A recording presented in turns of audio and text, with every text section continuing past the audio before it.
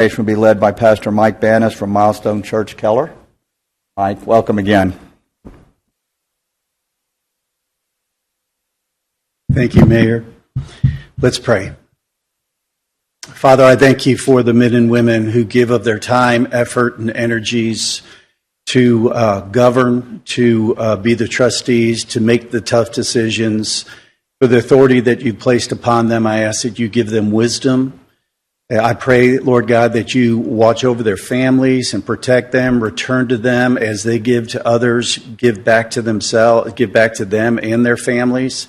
Father, I ask you to bless them and bless all that they put their hands to here today, as well as each and every day. We ask this in Christ's name. Amen. Amen. Thank you, Mike. Now please rise and join me for the Pledge of Allegiance and the Pledge to the Texas flag. We have children from Primrose, Westlake, and Trotta to join us. We're so happy to have them, and Mandy McCombs from Primrose's Hill here.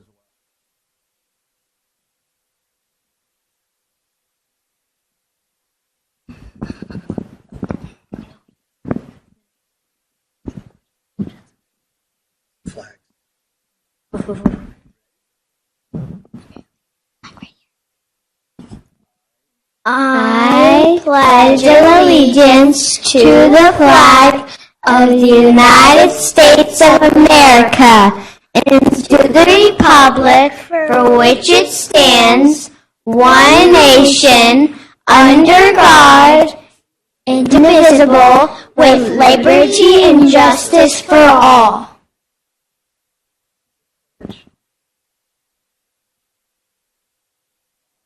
Honor the Texas flag. I pledge allegiance to the Texas, one state under God, one and indivisible.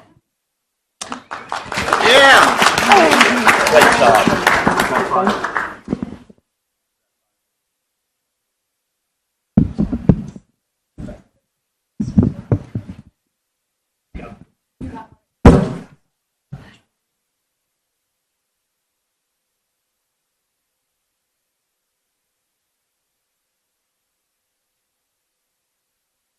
Mandy and parents, great job. Thanks for being here. See y'all. Any citizen or parent comments? I got a note. Is Andrew Kuster here? Okay. We will move on. Items of community interest, Mr. Sasser. Good afternoon, Mayor. Good afternoon, Council.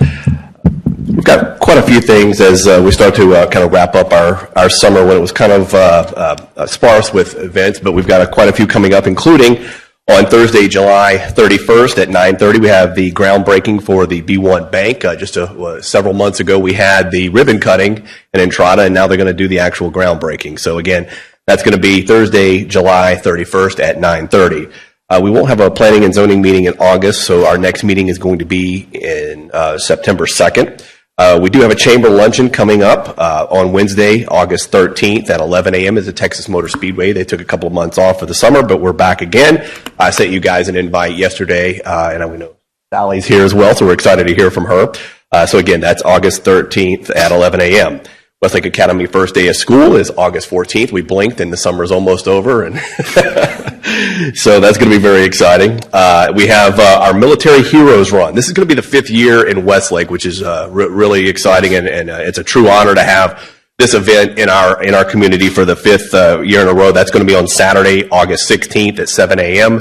There's going to be a 5K and a 10K as well, so that's always a lot of fun and a great community event. They do a fantastic job there. Our next town council meeting is going to be August 19th. Our town hall and municipal court is going to be closed in observance of Labor Day on Monday, September 1st. And then the Lone Star report is on Friday, September 12th from 11 to 1 in Southlake. And I sent you guys an invite to that as well. So if you guys could RSVP, that would be great. We can get you locked in. A few other notes here to mention. Our 4th of July was just spectacular. Mayor, you were out there, Mrs. Graves as well. We had more than 40 volunteers out there to plant the American flags in honor of our Independence Day. Last year we had about 1,000. This year we had 2,400. Again, huge turnout with our volunteers, including the Young Men's Service League. They did a fantastic job, and heck, they were even out there to pick them up a few days later, which was a daunting task. I know. Yeah, they look great, but somebody's got to pick them up. So, but I know you're going to talk here in a second about another initiative, Mayor, about the Young Men's Service League coming up here. So again, thanks to everyone who took part of that. That was just a great showing and a turnout. Unfortunately, we've got still the flooding victims in central Texas. They're still dealing with an awful lot down there. There are many ways to help out. We spoke directly with the city of Kerrville. They have two major needs down there. Number one, it's going to be monetary needs. So they've got a link that we have on our website as well as our social media pages, and volunteers through the Salvation Army. So any information, if you'd like to volunteer or donate any kind of goods, services, whatever you can, all that information is on our social media pages as well as our website. So please check that out. And finally, we're saddened by the news of the passing of one of our longtime residents, Doug Wheat, who along with his wife, former Mayor Laura Wheat, had a profound impact on not only the town, but on Westlake Academy as well.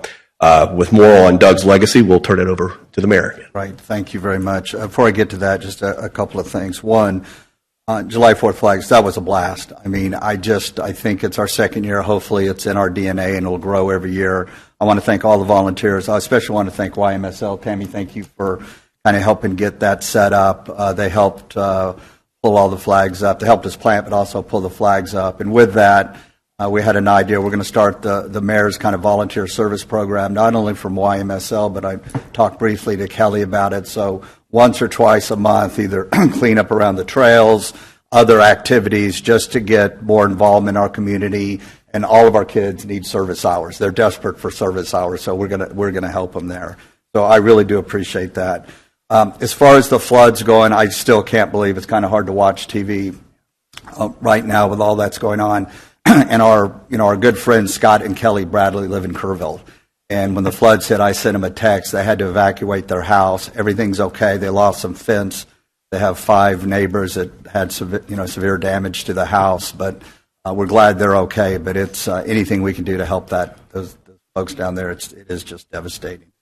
And then finally, it is very sad. I knew Doug actually pretty well. Doug Wheat passed away on July 9th after about a 10-year battle with cancer. He's married to Laura for over 37 years. He was a KU graduate, both undergraduate and law degree. The library at KU is actually named after the Wheat family. Had a long, successful career as an attorney, an investment banker, and in private equity.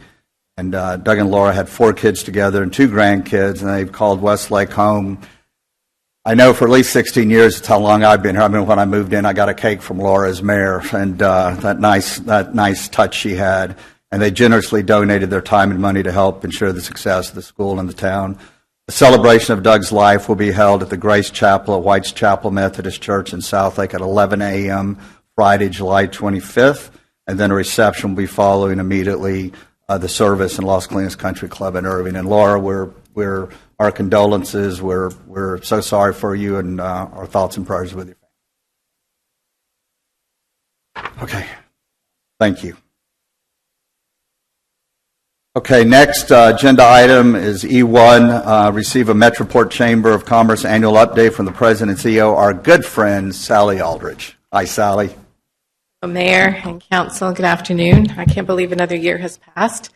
I feel like I was here yesterday. I just want to thank John for giving a shout out for our August luncheon and the Lone Star Legislative Report.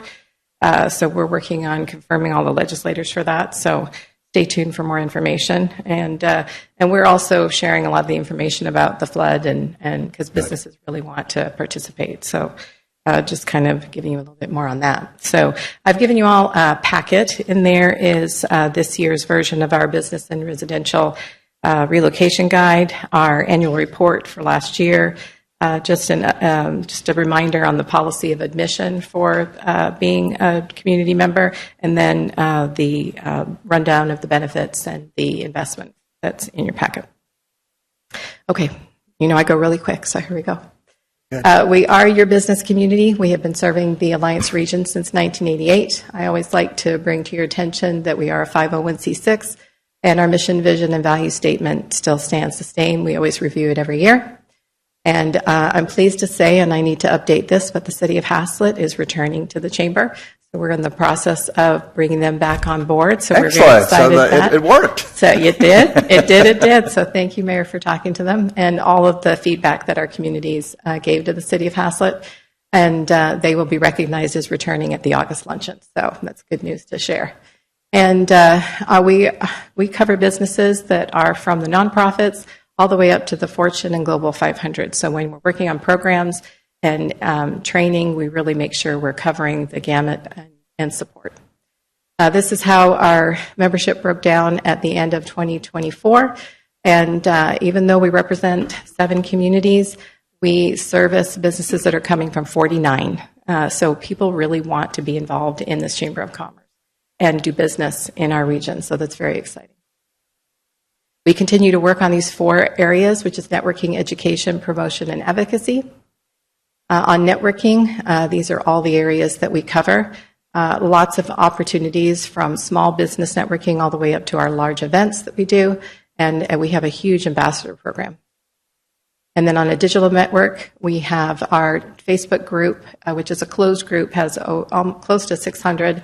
And then our followers are over 300.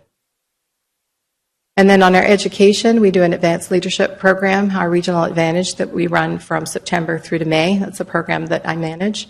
And then also we do 4 quarterly luncheons for women in business, which brings in speakers, as well as our small business training, which we do at the Chamber.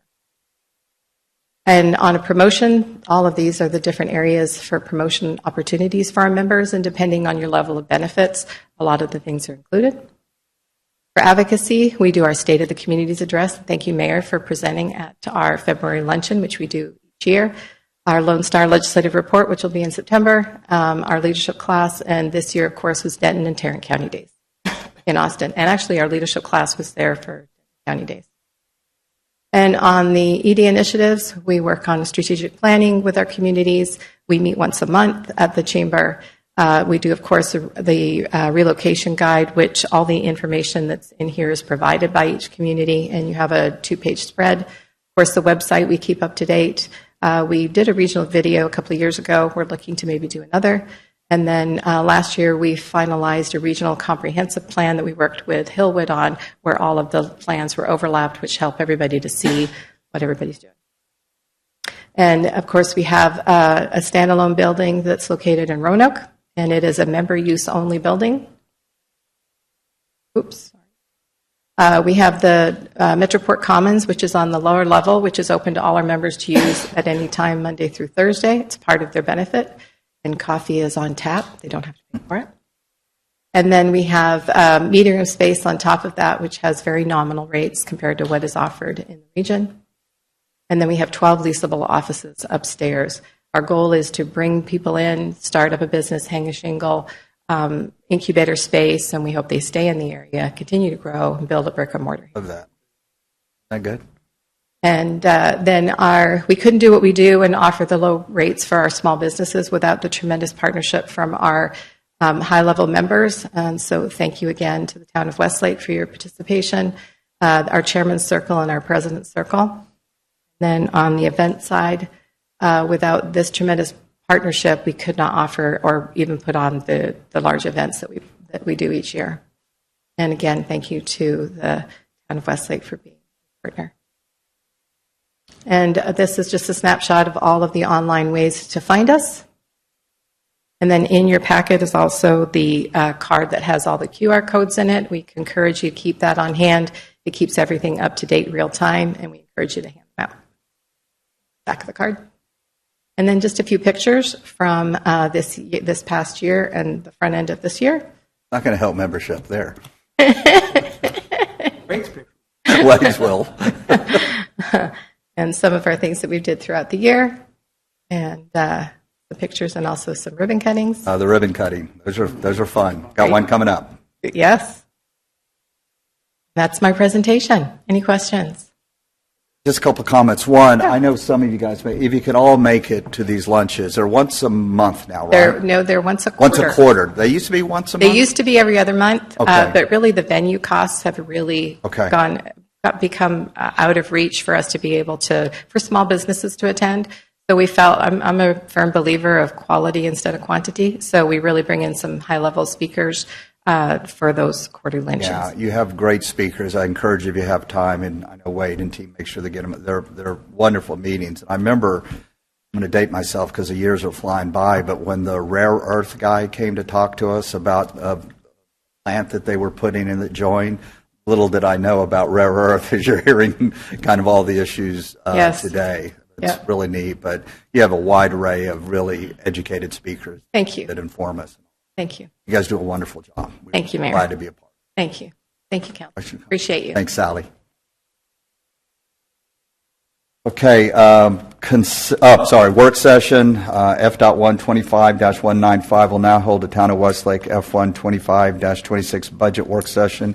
Casey or Wade? Good morning, Mayor and council members. I just wanted to introduce a couple of things prior to Casey coming up and giving her presentation. You know, as we got into the budget season, we really were pushing us towards some goals that we were setting for the budget itself, and I just wanted to communicate those goals to council prior to the workshop. So one of the biggest things is we wanted to advance our town towards best practices, but not just best practices, but doing so in a lean manner. So we actually wanted to create a budget that gets us closer to best practices than we were yesterday, but also create a budget that creates a little surplus that goes back to the general fund so that we know that we have, with expanding of Westlake, we're going to have future needs for more infrastructure, more equipment replacement, more expansion of the services that we're going to provide. And if we can create more surplus today, then we know that's less debt that we'll have to draw on in years to come to make that infrastructure happen. So those were the two biggest functions that we wanted to see, but we also we had each department, by doing that, we wanted each department to go into their individual general fund budget and cut at least 3% from last year's expenditures.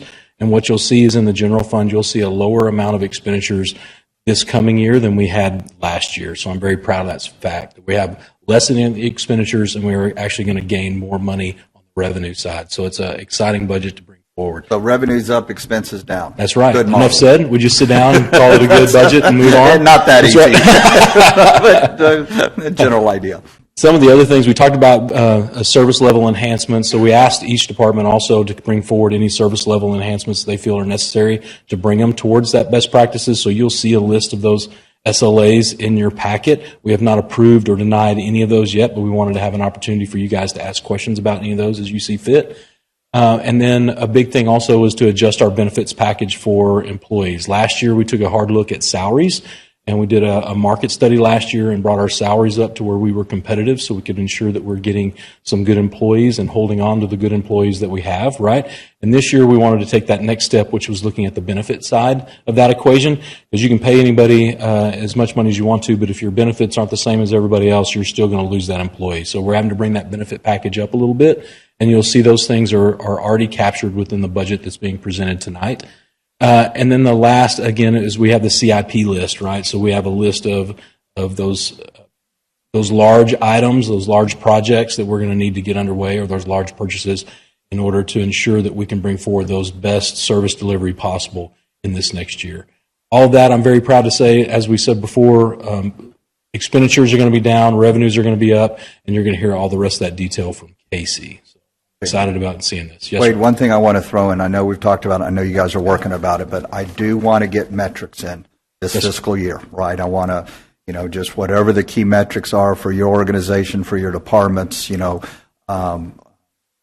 permit turn times, all of that stuff, so council can look at kind of a scorecard and go, hey, you guys are killing it. I think there's more than enough that's willing to help you with this, but I really do want to make an effort on that. Well, you're going to be excited because we're going to have that rolling out by October 1. So we're going to have a Even forward-facing dashboard where our citizens and the council can view all of that information. Well we have a meeting next week with a vendor that's going to be helping us bring that forward. We're excited to see. Right. Okay. Thanks, Wade. Casey? Hi, Casey.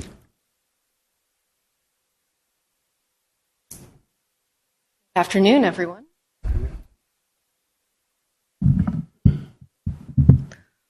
Right, so I know we have been talking about budget already on the school side, so now we're going to flip and start talking about all the town stuff. And so today is just the first work session where we're going to kind of introduce some of the high-level concepts, get some feedback so that we know how to start crafting a more concrete budget going forward.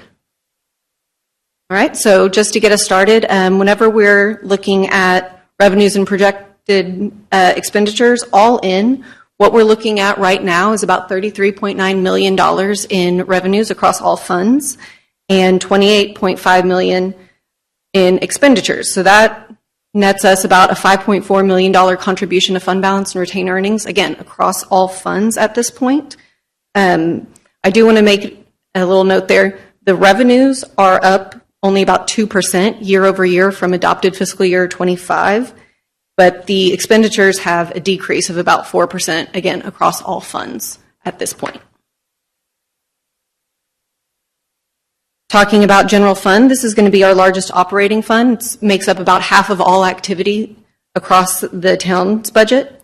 The revenues are down about $64,000, which is really effectively a flat amount.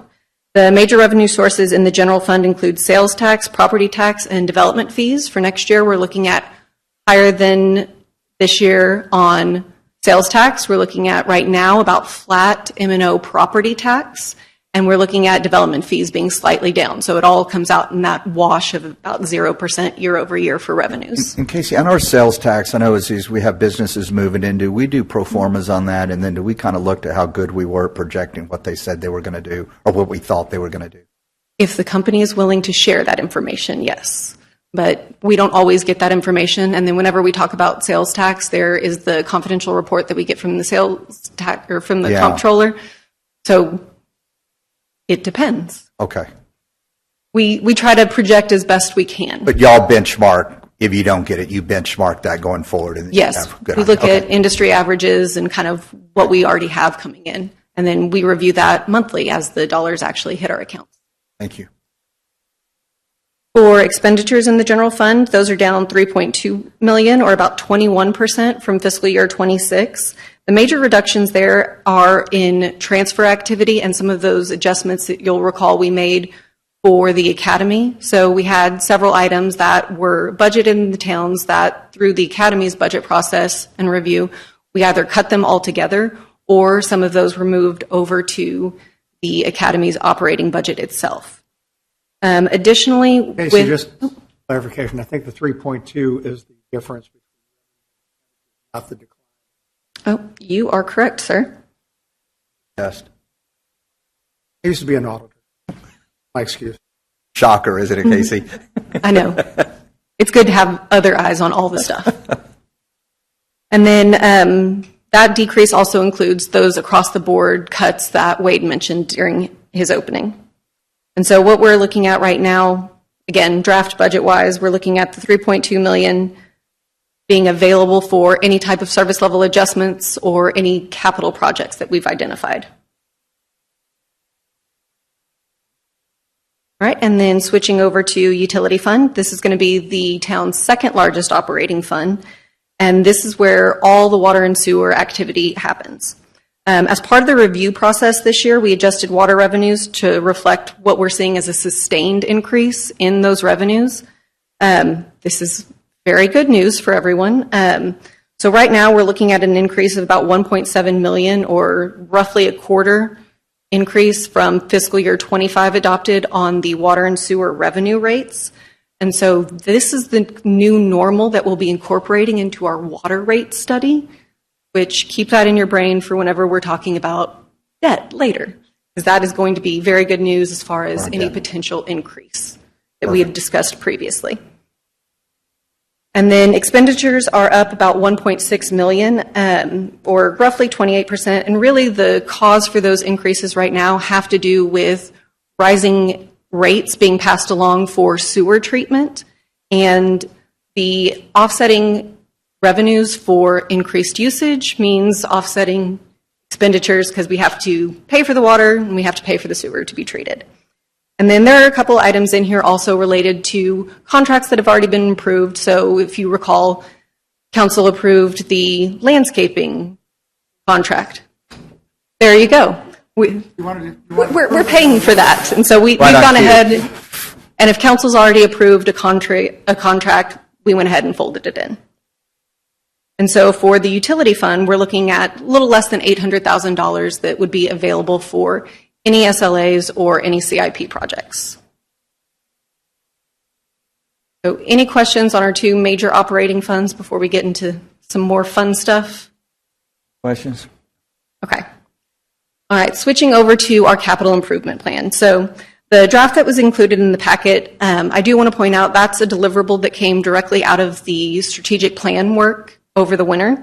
And so this is just the first iteration of it. We'll be refining this year over year as we get better at it. And really what we've captured on this list are going to be those large projects that are related to actual infrastructure for the most part. You're going to see a lot of large-scale maintenance things on this list. Specifically, we've got out of the roughly $600,000 in projects that don't have any budget, they're not in the town's budget, they're not in the academy's budget yet. 360,000 of it is for additional large-scale maintenance things for water and sewer. And then the rest of it, almost all of it, is for facility maintenance items that really do need to happen over on campus. And so before we move on there, do we have any specific questions about any of the projects that we've identified?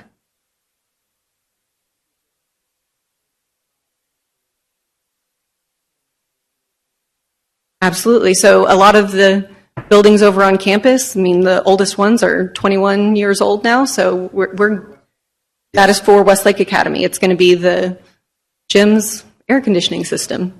Keep those kids cool while they're sweating.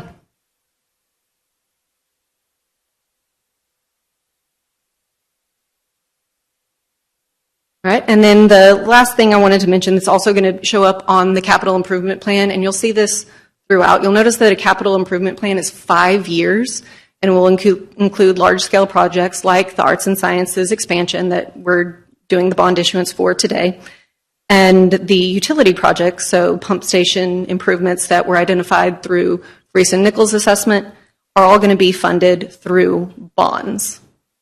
And so whenever we're looking at that 5-year forecast, you'll notice that year over year, what we're doing is we're working towards appropriating or actually approving all of the projects on there for the upcoming fiscal year. And those out years, those will be discussed over and over as part of the budget process each year. So the funding sources may change, the amounts, the timing, the projects themselves. So just something to keep in your brain whenever we're talking CIP.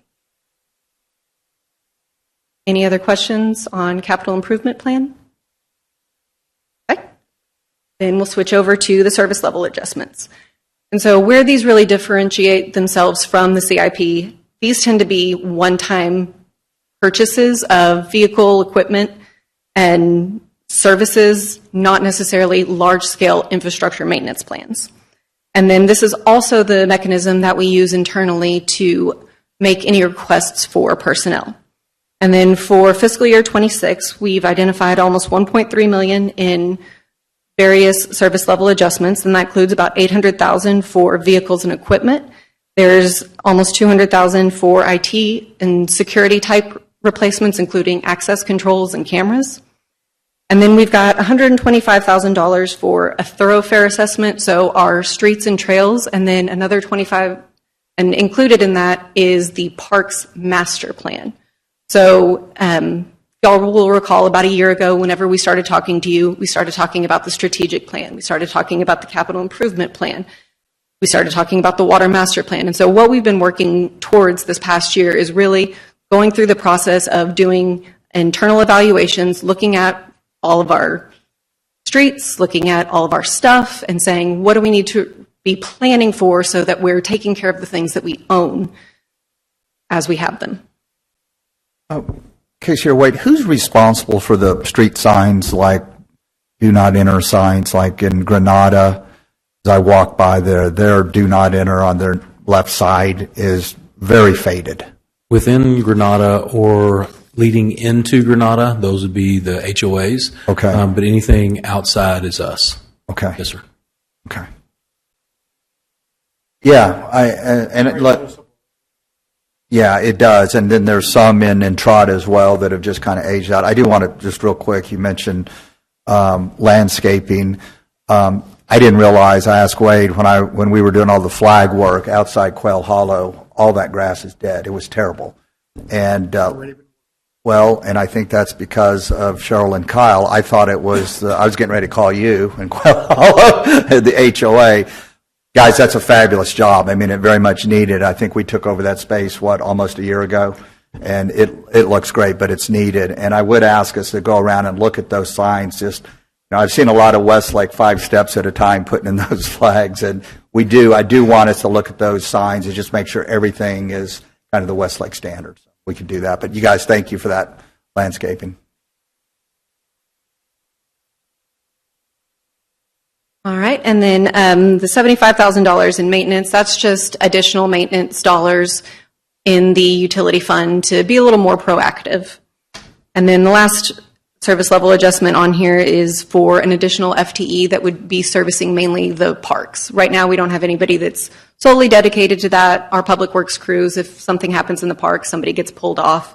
And so this position would also be kind of the boots on the ground once we do get that parks master plan in place to help make sure those things are happening. Yeah, and I think, Wade, in light of some other things, some discussions we've had over around the Front 44 and stuff, that's a great move. Yes, sir. I do believe that there's about 75% of their time we have enough activity going on in the park to keep that person busy, and that other 25%, they would be helping the public works team with other pump replacements and things like that to make sure that we have a full FTE.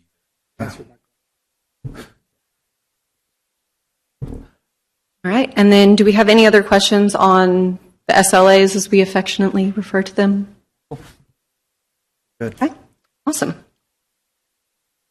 All right, and then the last major operating change we wanted to talk about today were those compensation considerations that Wade had mentioned as far as making sure that we're industry standard. This budget as presented right now currently does include the reduction of an FTE. We had a paramedic that was housed mainly over on campus, and so that position was eliminated. It includes 3.5% raises for the town. It includes an increase to pension costs of 5.5%.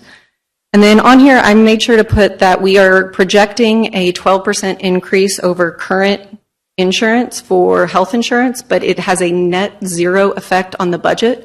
Whenever we did our budget for fiscal year 25, what we always do, because the benefit year starts January 1, we go out to bid after the budget is adopted.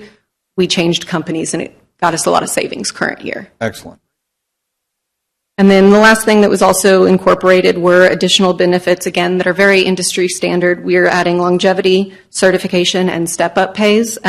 If we were actually larger, longevity would be legally mandated for us to do. So we're, again, just trying to be in line with all of our surrounding cities there. Casey, when you say that, is there a compensation study that we are part of to look at surrounding towns to see how our benefits are? Yes, sir. Yes, sir. There's actually extensive community within the HR field where they go and they're calling each other basically from April 1 until everybody adopts a budget going, what are you doing? Making sure that we're all on the same playing field as best we can. And Mr. Yukura, we specifically looked at those 10 comparison cities that the council agreed upon in last year's budget. So we looked at specifically at those cities and what they provide. To ensure that we're there. But then we also went around the Metroplex and kind of looked at some of those other cities as well, just to ensure that we're attracting and keeping the people that we need to.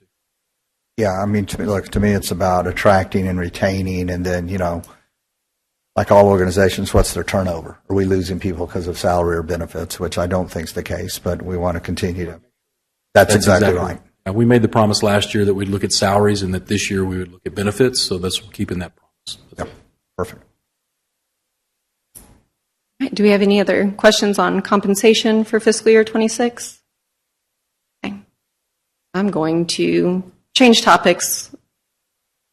We're going to talk about fund balance policy. So as we're finalizing this budget and we're finalizing all of the revenue calculations, one thing I do want to bring up with council and get your feedback on is what level of fund balance policies you're all comfortable with. So right now, as part of our annual budget adoption, we also bring forward financial policies for the council to approve. This is something that rating agencies really love, and it very much helps the finance department as far as whenever we're talking about what our limits are for any of our cushion and any type of amendments that we could possibly make throughout the year. So whenever we do our fund balance policies, we talk about them by type. So general fund right now, we are looking at 180 days of next year's expenditures being unassigned or available for projects. So basically what that says is we're going to hold on to about half of what we plan on spending next year all of the time. And so city to city, that can vary greatly. You might see some cities that are very cash heavy, and so they like to have that much higher. You might have some that are smaller, they're still developing, and so they're doing a lot of that starting work, so they keep their fund balance cushion much lower. We're kind of in the middle, so looking around, I'm looking for head nods right now. Are we all kind of comfortable with 50%? Do we think we would need more to hang on to or less? I think it's very appropriate for what we're doing. We're doing we have a lot of work in front of us. So it's not overly conservative, but it's also not spend happy. So I think it's about the right place. Awesome. Thank you for that. I'd agree. Okay. All right. And then the next fund type is going to be special revenue types. And so this one is 25% of next year expenditures. And the reason you see that industry-wide, whenever we talk about special revenues, we are saying that there is a dedicated revenue source that oftentimes comes with a very specific use. So as opposed to the general fund where we can kind of buy whatever it is we need to do business, if we have something like our hotel occupancy tax funded Visitors Association Fund, that is a state mandated tax that says you can only spend it on very specific items. And so by keeping that lower balance in the fund, what we're trying to encourage is using those dollars that are restricted first before we start talking about those general dollars. Yes. Okay. Check. Very good with that. Awesome. All right. And then debt service funds. So right now we have 3 debt service funds. One accounts for the debt service that is paid through sales tax. One is paid from our INS rate from property tax. And the last is the utility revenues. And so right now, we've historically never really kept any kind of fund balance in our debt service. For the sales tax and utility funds in particular, what we've done is just transfer and make it a literal one-to-one transfer to cover those payments. As needed. But industry standard tends to say at least 1 month of annualized principal and interest. So if we're good with that, we can make that change. If we're comfortable keeping those at 0, we can also leave it as is. Is there any negative consequences to doing this? Do we lose any earnings or anything? No, most of our debt is what's effectively called double-barreled, which means it's ultimately backed by property taxes. And so should those revenue sources completely go away, we would be forced to increase our INS rate to capture those. But as far as what we keep on hand, it's really just if there ends up being some sort of weird issue with cash flow in a year. Sounds prudent. Fine. Okay, awesome. All right, and here's going to be one of the fun ones, is our capital funds. So right now we have 3 capital funds, one for municipal improvements, one for academic improvements, and then one that is specifically for the arts and sciences expansion. And right now we don't have a fund balance policy for capital. And so my question for the council is, how comfortable are we with taking it down to 0 versus pushing that dollar up so that we can start identifying projects? And then coupled with that conversation around what we want to keep back and keep on hand and kind of say this is not what we're going to spend unless we absolutely have to, is a idea around what's called a year-end sweep. So for sales tax in particular, with it being as volatile of a revenue source as it is, we would like to make the recommendation that any dollars received at year-end over what was budgeted would be swept into a capital fund for future items. So whenever Wade at the start of the presentation mentioned trying to lessen the need for future debt, trying to make sure that we can cash fund things as we need, We'd really like to do that because we consider those volatile sales tax receipts to be one-time, and we'd like to match them with one-time expenditures. Oh, for vernacular that I'd be used to, it would be like having a working capital or a capital improvement reserve. That's exactly it. So we're just having money set aside we can use for a future project that has been. Correct. Casey, can I ask a question? Yes, sir. About how much would this be if we were to have done this last year? Like, what's the total amount of revenue? What's the actual impact of it in terms of actual dollars? For last year, I would have to pull that for you, but I want to say it was around 1.1 million. No, it was not. So it's incumbent upon us to be better at sales tax forecasting, one, for general fund operations, and then two, because it also impacts how we do our tax rate calculation, because everybody in town on their bill gets that little thing that says this was reduced for the property tax reduction by half cent. Council, with that policy, we could also say a percentage of that end-of-year sweep would be going to the capital fund, and a percentage of it would go into the general fund for unassigned dollars as well, just to keep the general fund balance where you would want it. So that's an option as well, as we could say a 50-50 sweep or a 75-25 sweep or anything that council feels would be most prudent. The amount of projects that we have in front of us, I'd say. the more we put into capital improvement reserves, the better. I agree. I do agree with that. Let's hope not.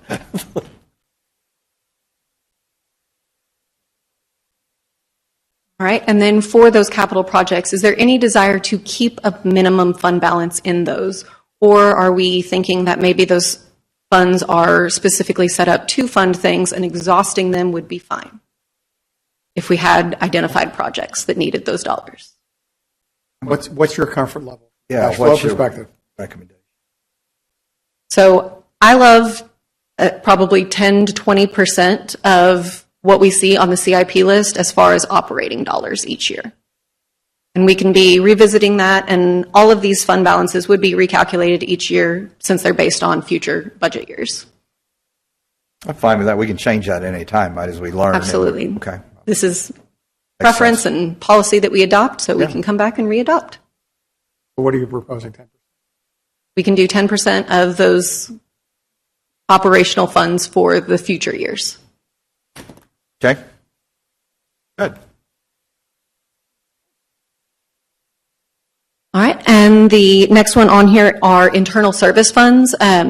These are whenever we identify those one-time capital outlay things, so the vehicles and the equipments, not the CIP large-scale projects.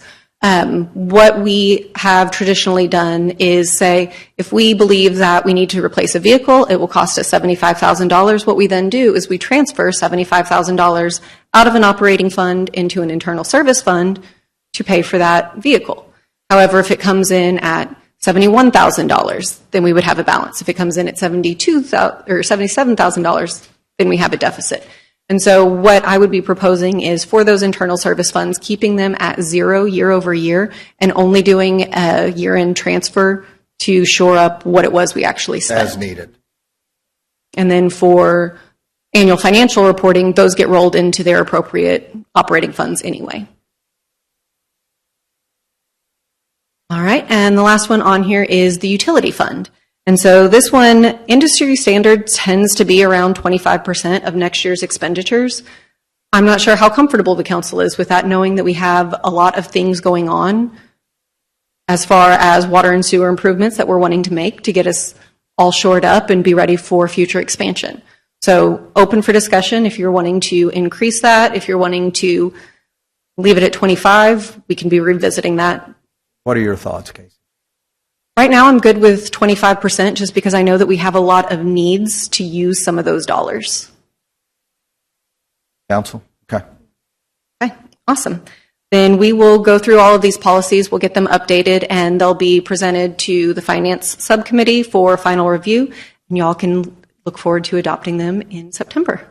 Casey, I know this discussion probably 2 years ago when you got here, we had all these different funds. Have we scaled these funds down? Are we much more efficient on all of our various funds?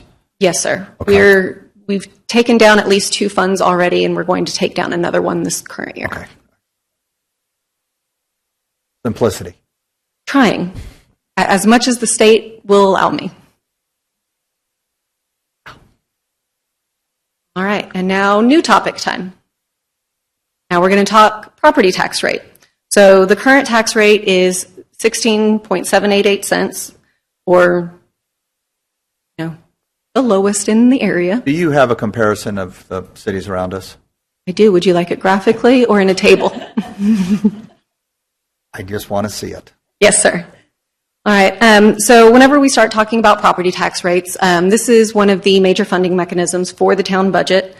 We will have a vote at the August meeting in which council will be asked to vote on effectively a maximum rate, the way that legislature is written, before you can adopt a property tax rate and levy that tax. You have to post a public notice and have a public hearing, and the notice has a vote on the tax rate included in it. So across the state, we've decided to interpret the law as saying this will be the maximum that we consider. So just to warn you, next month, you will have to vote on a property tax rate that you are not voting on just yet. We'll be ready. And so how we calculate that, July 25th, every single year, we get our certified values from the appraisal district, so Tarrant and Denton for us.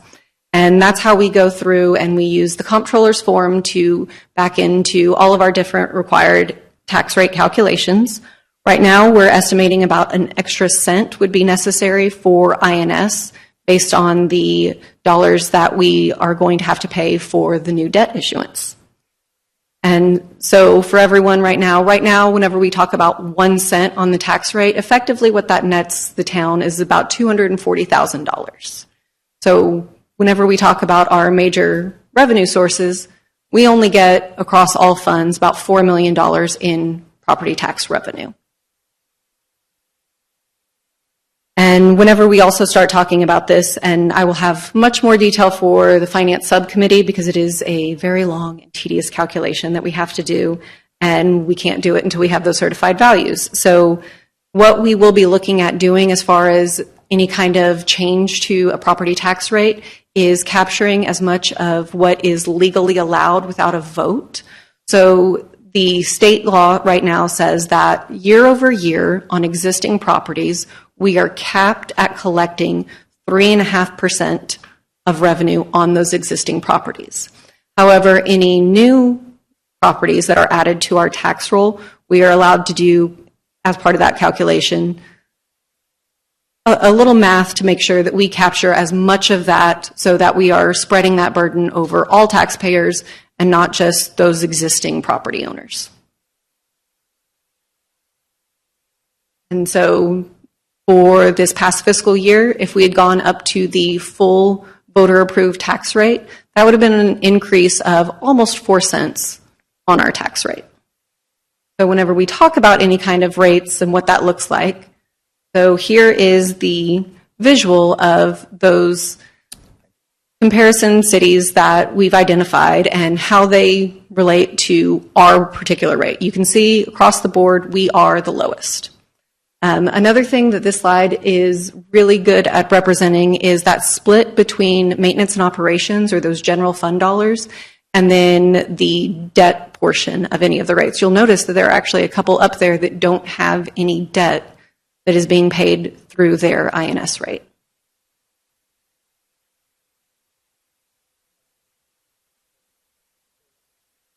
They are, and very, very cash heavy. And so whenever we're looking at those different things, like I said, we are the lowest. We have the lowest maintenance and operations rate and the lowest total rate of any of our comparison cities. We are about in the middle of the pack as far as the debt portion of our rate, and part of that has to do with those 2 cities that don't have any. And so even if we were to go up, the next closest to us is still about 3 cents higher than we are right now.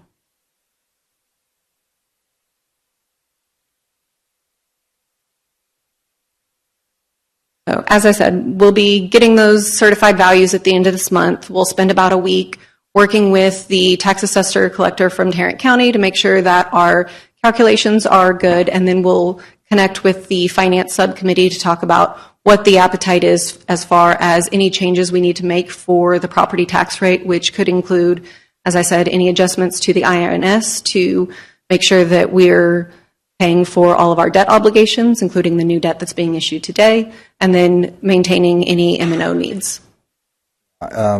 Look, nobody wants their taxes raised, including me. But, and Wade, correct me if I say anything wrong. The fact of the matter is Westlake has been living off permit fees probably the last 20 years. Okay, the permit fees are starting to decline. We have a backlog of capital improvement projects that we've been delinquent on. So we're going to have a serious conversation in the coming weeks and months about what to do with this tax rate. I know it won't be popular, but our job is to make sure the town is viable going forward. And I would also like to note that for this past fiscal year, the average homeowner in Westlake paid a tax bill of less than $4,000 for all municipal services. We need to make sure that is well known. Yeah, look, I expect us to be across the board. I expect us to be best in class, right? I've said that several times. World class in our municipality, in our school, how we manage things, how we spend our residents' money. But we have to make, we got to make prudent decisions to make sure our town can sustain long term and do what we need to do, and continue to, bring in the development that we need to get us ultimately where we need to be.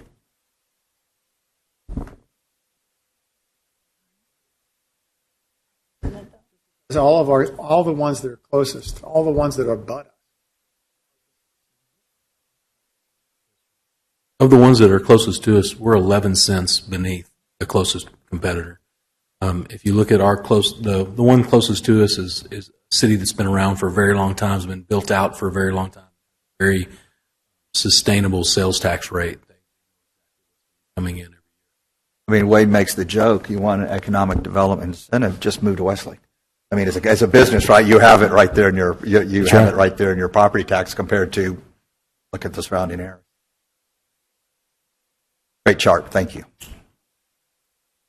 All right, and so before we talk about calendar and next steps, do we have any other questions on this draft budget and where we stand right now?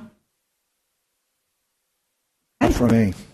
Awesome. And before you take this final look at the schedule, I would look towards council for some head nods and issues. Just if you have any issues, questions, the way the budget is being presented today, we're including 100. Next time you see this budget, we will include 100% of the SLAs that have been asked for and 100% of the CIP that's been requested, and you're still going to see well over $1 million, about $1.3 million, I believe, that'll go back to fund balance. So that's and it's all said and done about $1.3 million. That's correct. Okay, and that's just general fund.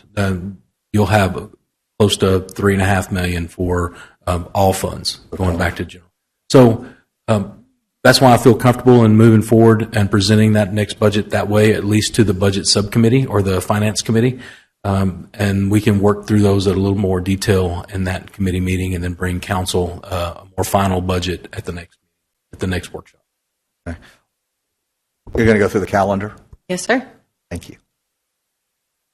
All right, so as I mentioned, next steps are going to be not in a public forum, so we get the certified values on July 25th, and then we'll start calculating that rate. We will meet with the finance subcommittee on August 4th to go over those values, rates, where we stand ahead of the actual next budget work session. On the 7th, we are required to certify the rate calculation with the assessor collector.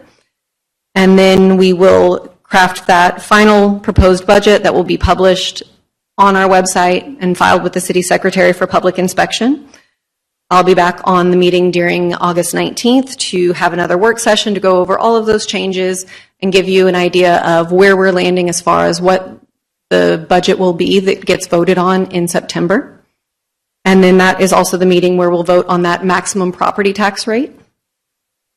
We will take that vote and we will put it into the tax rate publication that needs to be published by September 7th. We have to advertise for the budget public hearing by September 10th, and then at the September 16th meeting, that's where we will do both the budget and the tax public hearings. We will vote on the budget. We'll do our revenue ratification, which is just the vote that says we acknowledge that we are collecting one more penny in property tax than the prior year. And then we'll also have the vote on the final tax rate. Casey, I don't know if you'll know this. How long has this existing tax rate? I don't have that off the top of my head. Forever? At least 5 years. Longer than that. Okay, if you could just follow up on that. Absolutely. Casey, what is this event on August 7th? What is certified rate calculation? So that means that whenever we do the very long comptroller's form, and we're going through, what we're legally required to do is calculate 3 tax rates. One is called the no new revenue rate. So that is the algebra that gives us the rate that says if we were not to collect a penny more over last year based on what values came in as on July 25th, this is the rate we would set. The other 2 rates that we're required to calculate are the voter approved tax rate, and that is just the maximum rate that the council could levy without triggering an automatic election in November. And then the third one, because we're a population under 30,000, we're required to calculate what's called a de minimis rate.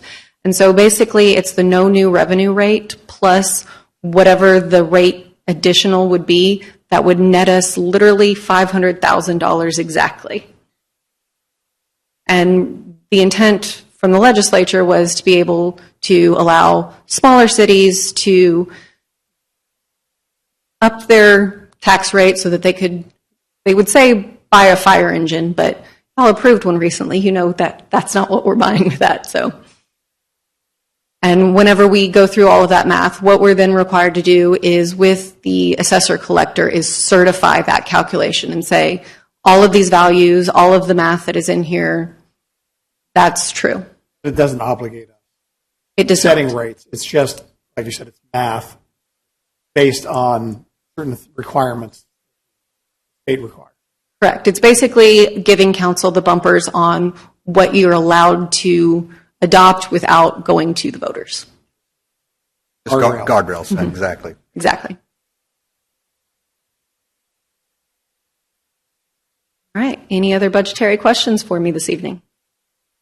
Other questions? Thank you very much. All right, thank Great y'all. job. Look forward to this process. Okay, agenda item G, consent agenda. Is there any thing on the consent agenda we need to talk about? Not, can I get a motion to approve the consent agenda? Can I get a second? Second. All in favor say aye. Aye. Any opposed? Motion carries.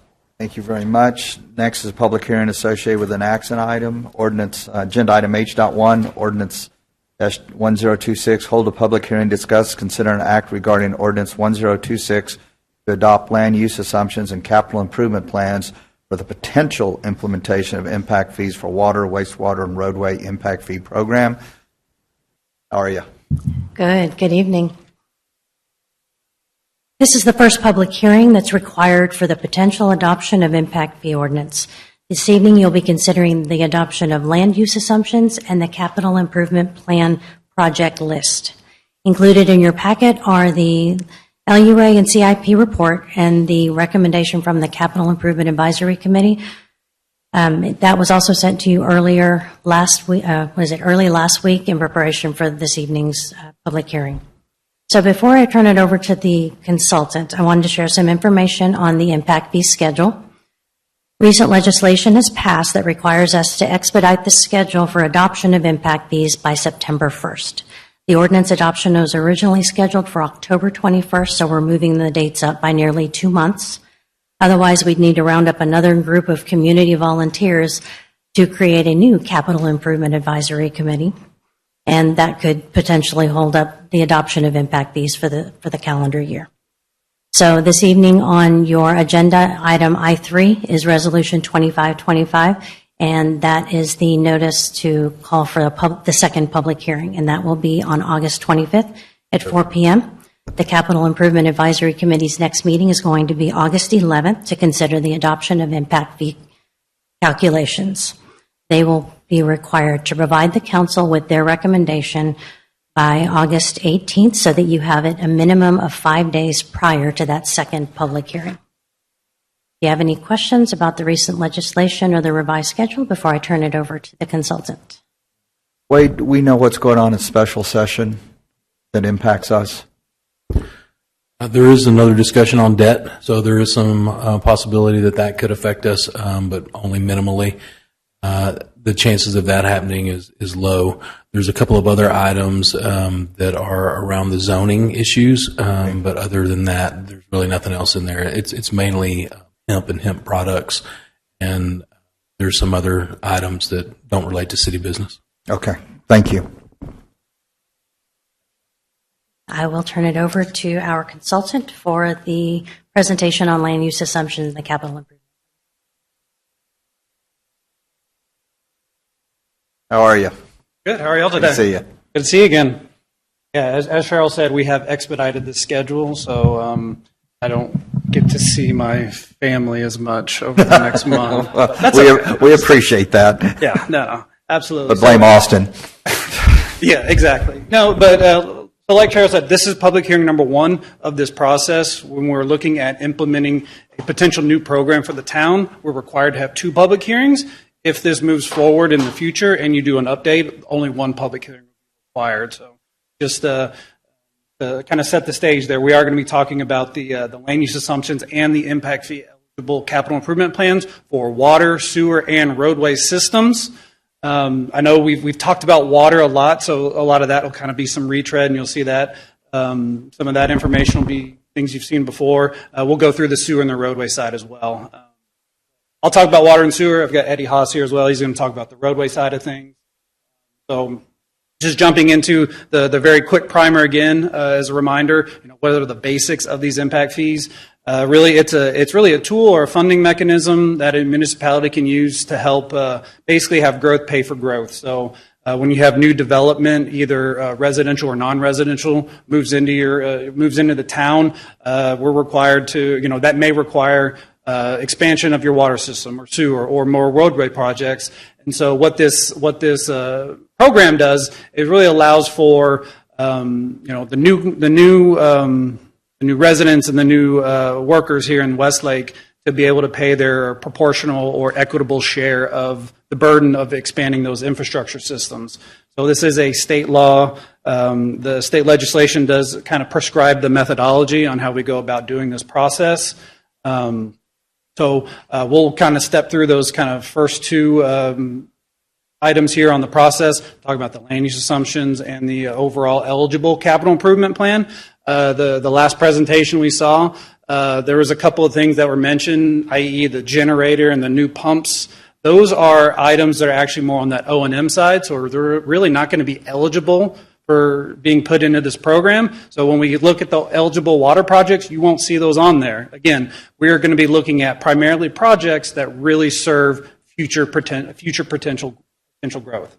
So once we move forward after the eligible CIP portion, team, we've already been working on the impact fee calculation side of things. So we really look at what's going to be the total eligible cost divided by the amount of growth, either in service units from a water sewer perspective. We're looking at how many new customers are tying into your system.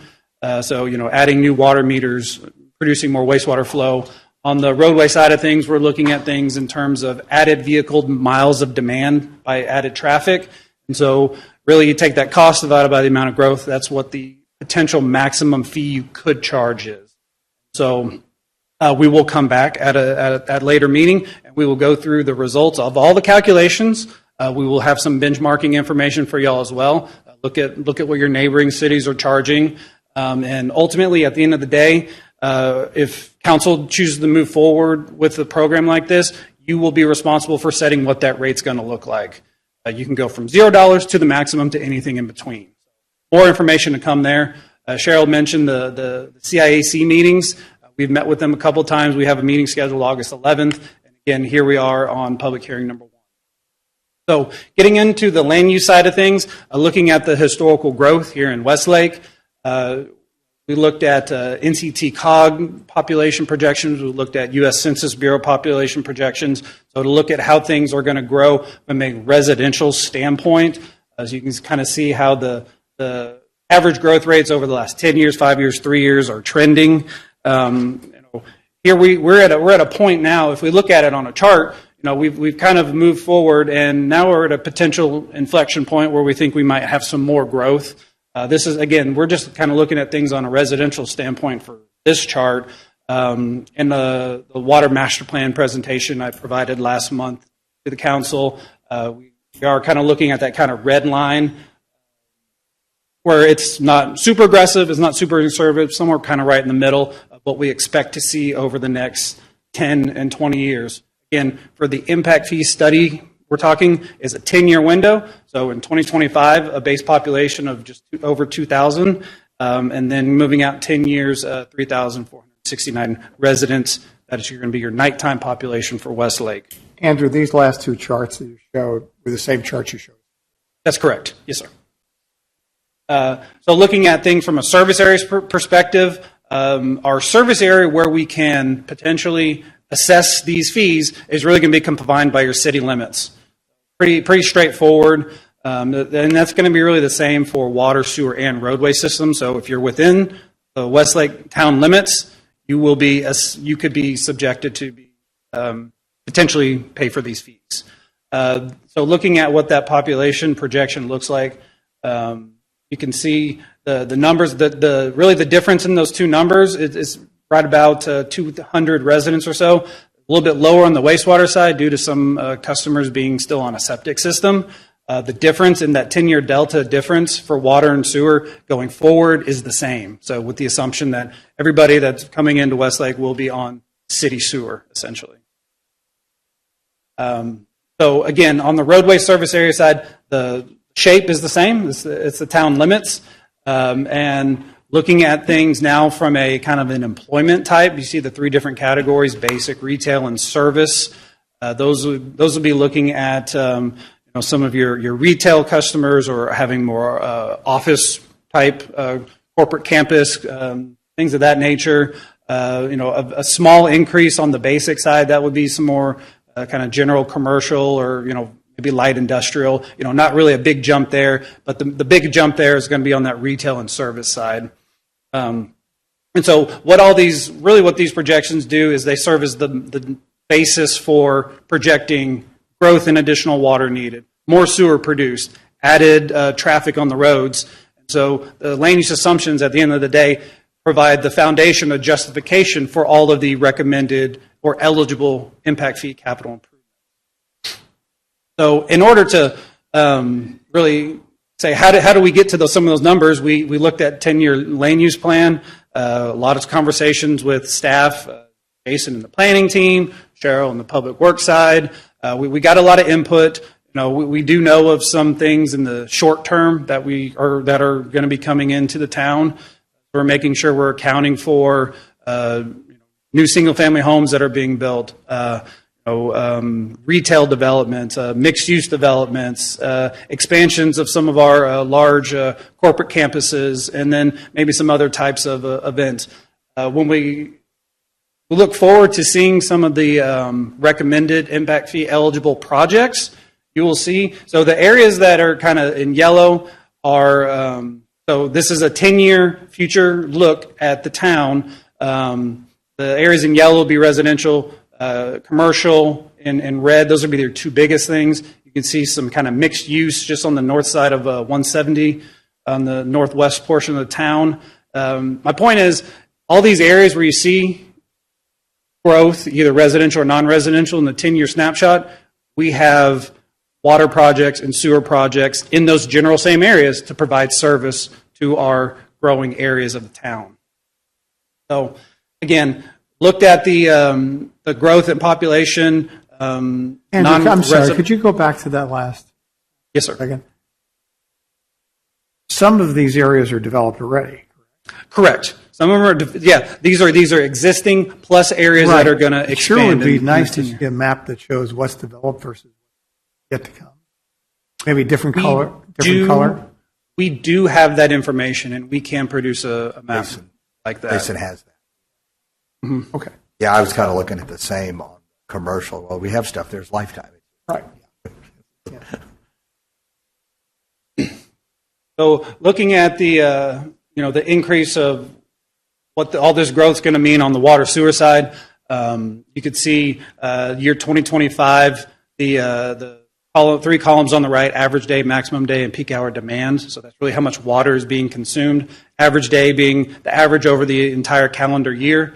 Maximum day demand usually is going to occur in the July-August time period where we have hot, dry conditions. And then peak hour demand is really the greatest, or the single peak hour where the most water is used over the calendar year again.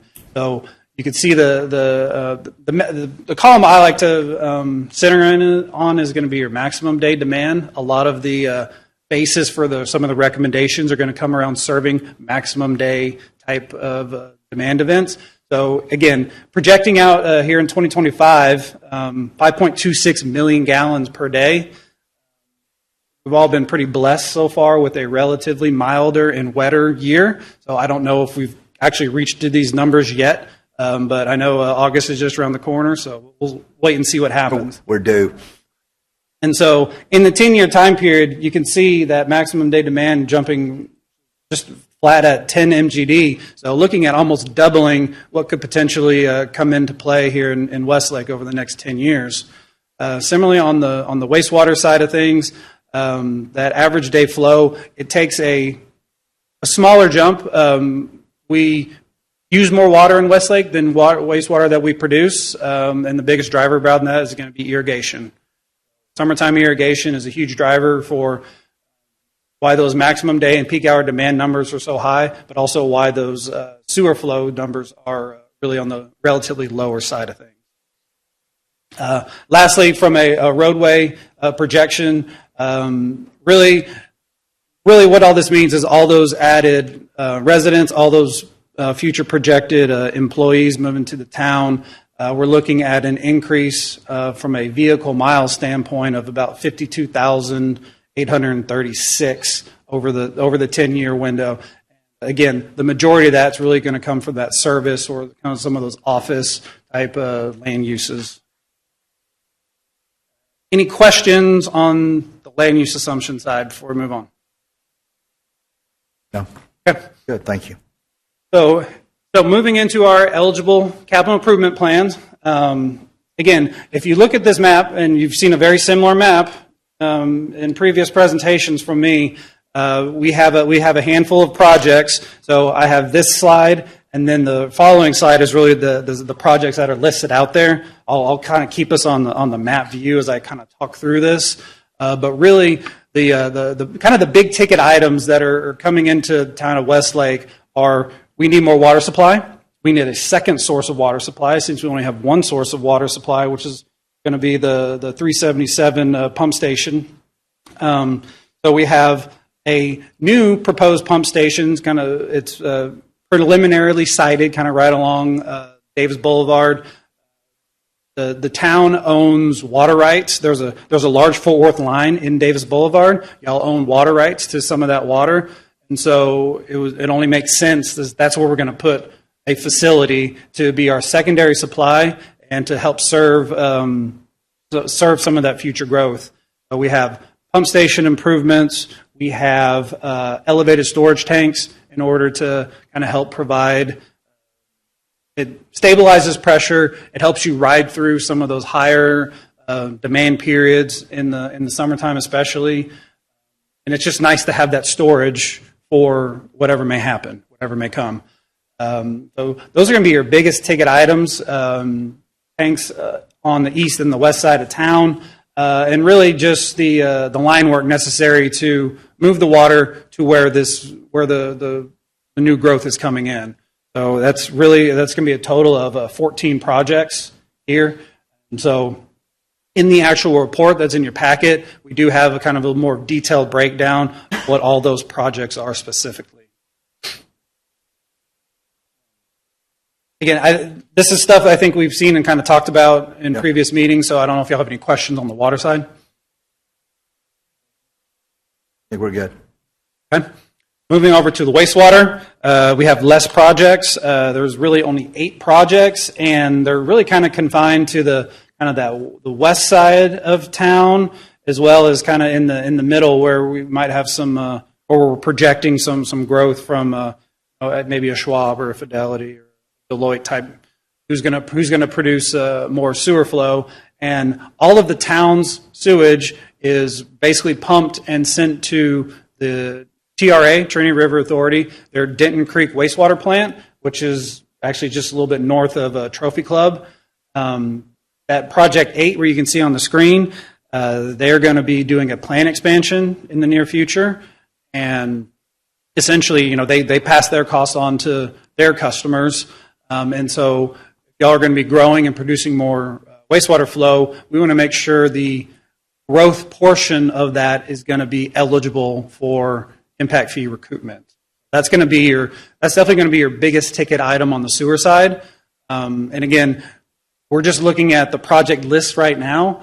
When we come back at our future meeting, we'll go through the numbers and the breakdowns of, if the plant expansion costs X dollars, only Y dollars are going to be eligible, because that's going to be Westlake's fair share portion due to new development.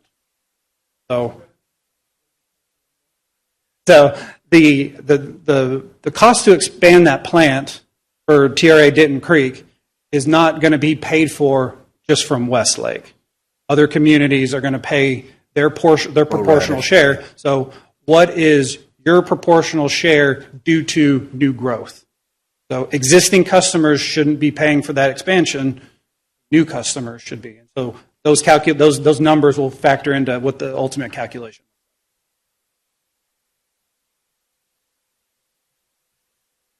He's going to talk roads. Good afternoon, Eddie Haas with Friesen Nichols. So the roadway component of the potential impact fee program is rooted in your thoroughfare plan. In roadway facilities that are classified as arterial or collector class facilities are eligible for incorporation into the plan. The map that's depicted here shows both planned projects. Those are highlighted in red per your thoroughfare plan. Green are those that were recently completed, in which they're eligible for recoupment if the town has contributed funds toward those. Precinct Line Road was a TxDOT project, but we understand there were some funds that the town contributed. Therefore, it's eligible. Whether we include it in the final calculation, it's to be determined. We need to look for some of the backup documentation. Basically, though, we have about 21 new projects that have been identified.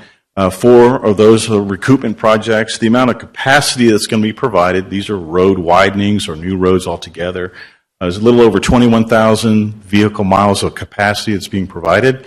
As Andrew highlighted, per the land use assumptions, you're going to have forecasted growth of about 50,000, meaning we're going to consume it all over the 10-year window. So what that means is it justifies the full inclusion of your thoroughfare network into the program. And so that's what we are intending to do. That's what we're going to visit with the advisory committee on the 11th. The listing of projects are some of those that are extension of existing name roads, Liberty Road, Ottinger and Dove, some of the widenings there. We've cleverly called some of the other roads, New Road A, New Road B, things like that. But we wanted to leave that to you to name those. But anyway, for impact fee purposes, we are providing a listing of those roads. What are the improvements that are going to be added per the program, and the classification per your thoroughfare plan. So these are the 21 new projects, the 4 listed projects that are eligible for recovery, Davis Road and Dove Road, those lanes that were built, and if there were town funds expended, we will consider recouping the cost of excess capacity. Okay? Yeah, a question real quick. Wade, these roads, these future roads, that's all on our latest strategic plan, and obviously Hillwood's had some say into that. And no, sir, we need to update those. I mean, this is off our current strategic plan, but not the one that we worked on this last year. It's on the thoroughfare plan, which needs to be updated. Okay. That thoroughfare plan should be updated this next year with Hillwood's assistance. So what that means is if there's any changes in the thoroughfare plan as part of your next update, that would get rolled into the update. So and then the recalculation set forward from there. Any questions on the road component of the if SIP. Any questions? Is there a period? Yeah, this is a 10-year window. So the forecasted growth is over the next 10 years through 2035. The anticipated growth that comes with it, the water, the wastewater, the road impact. So these are the capital projects that are eligible for consideration in the program. Just one question I have is you were talking about the roads that are possible for recoup. Is Schwab Way not? That was not city. I'm sorry? Schwab Way, I was just wondering about that road. So our understanding is that was purely development driven. They paid 100%, therefore it's only those projects that the town expended funds for. Perfect. So we would only be considering the recoupment of that cost. Awesome. Thank but you. Davis is all, for the most part, TxDOT. So yeah, absolutely. Yeah. Okay. So, and I'm available to answer any questions on the road CIP, but if there's next step actions that we're going to be taking, we are going to be visiting with the advisory committee on August 11th. That's to present the final number crunch, if you will. That's the calculated cost per service unit, et cetera. As part of tonight, we are seeking the public input, the council consideration on approval of the LUA and the CIPs as presented. I think also tonight you'll take the initial, if approved, you'll take the initial steps calling for a resolution for the second public hearing to be held within 60 days. That's to consider the potential imposition of impact fees. Okay? So this is just the building blocks, if you will, going towards that public hearing. And that public hearing is slated for August 25th, coming up pretty quickly. Yes. So the advisory committee meeting will be on the 15th of July. I'm sorry, it's going to be on August 11th, August 11th, and that's where we're going to show them the cost per service units, the benchmarking, what are other communities that have impact fee programs, what are they collecting. That might help you in some of the decision-making in determining what you feel might be appropriate for Westlake. Their last charge will be to provide a letter commenting on the LUA, CIP, the impact fee. You'll take that under advisement as part of consideration on impact fees in Westlake. Okay, so then really the action items today for you all, after you close the public hearing, is the adoption of the LUA and the adoption of the CIPs for the roads, water, and wastewater component. Okay. Any questions? Wait, I know I've asked this before, but our surrounding neighbors who have these impact fees? That is correct. South Lake, Keller. Everyone? 100%. Yes. There's quite a few. I kind of knew the We're answer. about the only ones in our area that don't. Okay, good answer. And we'll have some sample land uses, so you'll see if you were to adopt impact fees in Westlake, let's just say at the maximum rate, you'll see what you could collect and what per ordinance, what are other communities collecting that have adopted impact fee programs. Yeah. Okay. Thanks, sir. Open up for public hearing. Thank you. I now open public hearing. Is there anyone to speak regarding this item? I now close the public hearing. Do I have a motion to approve ordinance 1026 as presented? So moved. Can I get a second? All in favor? Aye. Any opposed? Motion carries. Thank you all very much. Yeah, Wade, the other comment I would have on that as we get through, with our strategic plan we did last year, just, through your updates, like the work we have in front of us. You mentioned it, the work we have in front of us with all this infrastructure. Yes, sir. The water master plan was huge. Thank you very much for allowing us to move through that. The pump station evaluation was a huge piece as well. The park master plan will be a great addition as well to understand where we need to be with our parks. Thoroughfare plan will be next, along with our comp plan. So I think we're right in line with where we should be. Perfect. Over the next year, we'll have all the planning complete, and we'll know what our marching orders are to move out toward where industry best practices. Well done. Thank you. Okay, we'll get into regular agenda items. Ordinance 1027, discuss and take action, adopt ordinance 1027, authorizing the issuance of up to $9,540,000 Town of Westlake combination tax and revenue certificates of obligation, Series 2025, to fund water projects, including pump stations and a water tower, and the Sam and Margaret Lee Arts and Science Center, levying an annual ad valorem tax and providing the security for payment of said certificates of obligation, approving an official statement, and enacting other provisions related to the subject. Casey. It's a mouthful for a very, very short presentation. All right. So if you'll recall, back in May, the legislature was entertaining the idea of limiting our ability to issue debt. So we took our draft CIP plan, put together a proposal, did our notice of intent that was approved at the May meeting to advertise to the public to say we're considering issuing up to $30 million of debt. Whenever the legislature backed off of that initiative, we were able to revise that down to 9.5. And so what has occurred this morning was we sold bonds. And so now I'm here to start talking about y'all approving them and making sure that we get all of that stuff done. We also have Ted Christensen, our financial advisor, who was the lead on this bond sale, and he can answer all the specific questions you may have about it. But as the opening statement said, we are approving $9.5 million of bonds. That will be to supplement the funding sources for the arts and sciences expansion. And then the rest will be dedicated to those pump station improvements that were identified that we just talked about, as well as securing land and design for that second water tower within town. And good news that everybody can tell all your friends, because they're very interested, I'm sure, is that through this process, the town reaffirmed our AAA rating with Standard & Poor's. That's outstanding. That's very important. Right, and with that, I'll let Ted get into some more of the specifics. So we had a really good sale today. We had 3 underwriters that all went out in the market. Actually, a local Fort Worth bank bought most of the bonds, so that was kind of interesting. Southside Bank, I don't know if you all have ever heard of them. They're headquartered in Fort Worth. They have an office or branch in Southlake. Yeah. One in Grapevine. They're around, but they bought $8.13 million out there. Nuveen, mutual fund company, bought another $1 million, and then a private individual bought $250,000. So how it all shook out. Sale was all said and done. Good sale. We wrapped everything around your current debt, so kind of keeps things lower in the earlier years. It leaves room for future necessity.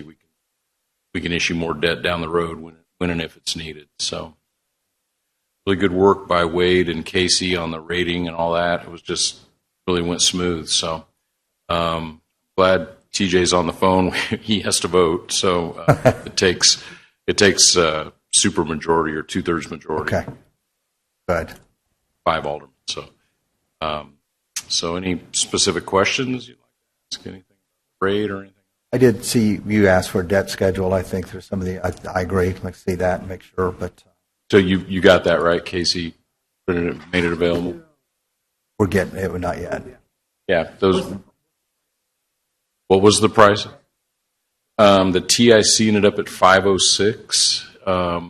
It's because it was wrapped around your current debt. I mean, you're not paying principal until you get out to 2047. Basically, paying interest for the next 22 years. So, and then that's how the wrap works. So, yeah. So a TIC of 5068426. Still pretty good money. It's a very choppy market today. The CPI report came out this morning. It wasn't the greatest. It could have been worse. The underwriters did a great job. They could have been worse. Yesterday, the last numbers they put out yesterday, they held that today. So, which was good because we have another client who sold $21 million of school bonds today that actually had to bump it up a little bit. Did they really? So, great job on that. Thank you. Overall, it went really well. So, But to have a AAA rating.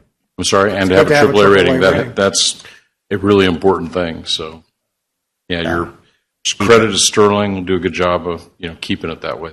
That's the key, and everything like your budget work tonight. That's what keeps it there. Well, that's what we have to keep that rating, no doubt.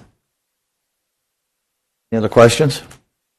Can I have a motion to adopt ordinance 1027 as presented?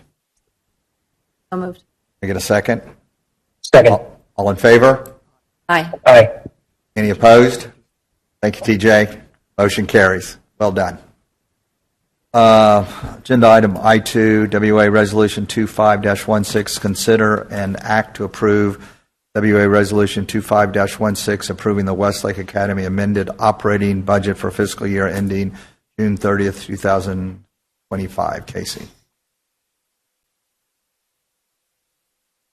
Right.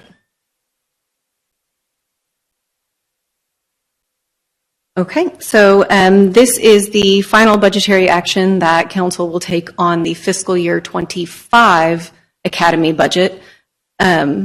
Just so everybody can think back to this time last year, we adopted an original budget of $11.5 million. We came back and amended it pretty quickly thereafter, and so what we are doing today is more administrative in nature. TEA requires that all of our budgetary amounts by function be within 10% of actuals on both the revenue and the expenditure side. And so what we'll be doing by approving this is just adjusting those final budget numbers so that we can do all of our year-end reporting to TEA. So as I mentioned, the adopted fiscal year 25 budget was $11.5 million. We are looking at increasing that to $11.9 million to end on revenues.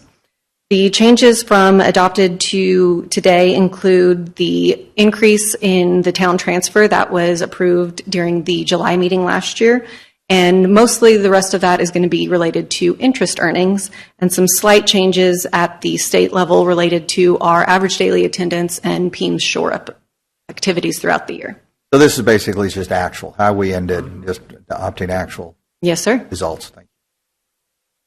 All right, and then for final expenditures, we are looking at increasing those just shy of $300,000.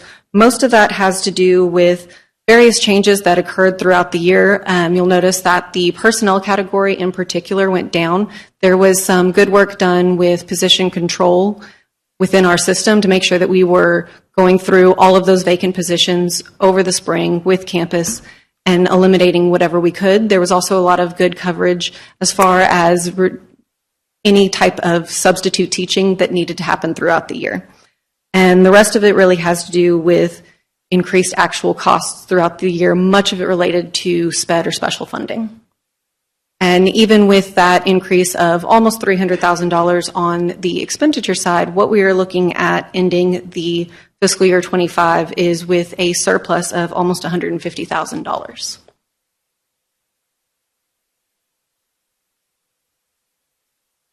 Right, and then just shoring it up and giving it to you in a visual representation. As I said, we are going from $11.5 million for the fiscal year 25 adopted budget to 11.9 of the ending budget. And I'm happy to answer any questions you may have. Questions? Okay. Good. Y'all? Do I have a motion to approve WA Resolution 24-16 as presented?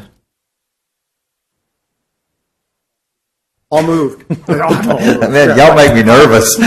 So moved. Can I get a second? Very quiet for a second. I know, it's eerily. All in favor? Aye. Any opposed? Motion carries. Aye. Thank you, Casey. Thank y'all. Thanks, TJ. Resolution 25-25, agenda item I3, discuss, consider, and act to approve Resolution 25-25, calling for and setting a public hearing to discuss and receive public testimony on the adoption of an ordinance imposing roadway, water, and wastewater impact fees in the town of Westlake, Texas, and providing an effective date. Cheryl. Wade. Mayor, this is just calling out a public hearing for the future. So these are the two dates that were described by Friesen This is Nichols. just a vote That's for the correct. public hearing. Just sets those dates. Okay. Any questions? Do I have a motion to approve Resolution 25-25 as presented? So moved. Thank you. Can I get a second? All in favor? Aye. Any opposed? Thank you. Motion carries. Agenda item I-4, Resolution 25-26. Discuss, consider, and act regarding Resolution 25-26 to approve an economic incentive agreement with Pluralsight as recommended by the Westlake Development Corp. Inc. EDC 4B. Hi, Jason. Thank you, Mayor. This is an economic development incentive agreement that went before the Westlake Development Corporation on July 7th. Just to talk a little bit about Pluralsight, they are an artificial intelligence training company that is seeking to expand their operations in the North Texas market. They have asked for economic development incentives to not only assist with their expansion, but also to help with the stimulation of the local economy in Westlake and the surrounding areas. The Economic Development Incentive Agreement, it is an agreement that not only involves Pluralsight, but also the town of Westlake, pursuant to the provisions of Chapter 380 of the Texas Local Government Code, which allows for municipalities to provide economic development incentives in the attraction, the retention, and the expansion of businesses, as well as Chapters 501 and 505 of the Texas Local Government Code that deals with economic development corporations, and specifically Type B, and the Westlake Development Corporation is a Type B. In terms of the obligations of the town of Westlake, which is inclusive of the Westlake Development Corporation, it will be expedited development review, waived fees and costs associated with that development review and the building permits, and a cash grant that comes from sales and use tax revenues that are specifically dedicated to the Westlake Development Corporation in the amount of $50,000. In terms of the obligations of Pluralsight, they will help finish out 18,000 square feet of underutilized and unused space here within the Solana Hills corporate campus. It is anticipated that their completion of that finish out will be approximately $1.2 million of additional value. They will also expend $240,000 on information technology and related equipment. And most importantly, they will attract and retain a minimum of 75 full-time or equivalent employment positions, with the desire to increase that potentially to 150. In terms of the economic impact on Westlake, it is anticipated that the initial sales and use tax generated will be $37,000 approximately. The annual sales and use tax generated is $1,500, and that is after that initial amount. In terms of the annual hotel occupancy tax, that is $19,635. There is an arrangement that has been facilitated with the Marriott that is here in Westlake to take advantage of their training and additional operations. Then the annual sales and use tax from food and beverage is about $9,500. So in sum, for the first year, the total tax revenues generated is a little under $68,000. Over a 10-year lease period, just over $306,000, and the return on investment by both the town of Westlake as well as the Westlake Development Corporation in partnership with Pluralsight is 1 year, 122 days. If this economic development incentive agreement is approved by town council, then Pluralsight, the town of Westlake, and the Westlake Development Corporation will be in partnership with the creation of not only new employment opportunities, but activating underutilized space as well as stimulating the local economy. Again, the Westlake Development Corporation convened on July 7th, and they recommended approval of the agreement as prepared and presented with a vote of 5-0. The Office of the Town Manager recommends the same. I'll pause here to answer any questions that you may have. Questions from council? Sorry, I didn't ask earlier. Math, I'm not quite getting. Yes, sir. Is it $50,000 that we are granting them? Yes, sir. And we're getting in $67,000? We are. So how is that more than a year payout? Well, you also have to count the amount of fees that we're having to bypass. Relinquish? Right, that's correct. So you add in the amount of the fees, that's correct. You're always going to ask. He's waiting for it. Any other questions? Do I have a motion to approve Resolution 25-26 as presented? So moved. So moved. And I get a second? Second. All in favor? Aye. Aye. Any opposed? Motion carries. Welcome to the family. Thank you, Mayor. Thank you, Town Council. Yes, sir. Please come up. Thanks for being here.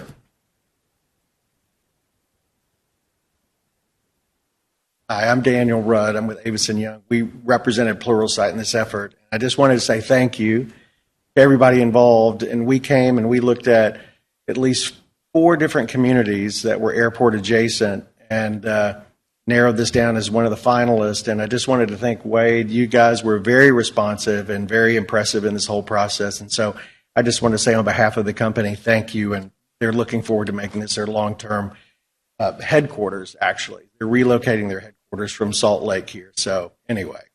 Glad to have Thank them. you so Thank much. you so much. Thank you. Appreciate it. That comment is very important to us because this is exactly what we're trying to do. It's like a testimonial. Really appreciate it.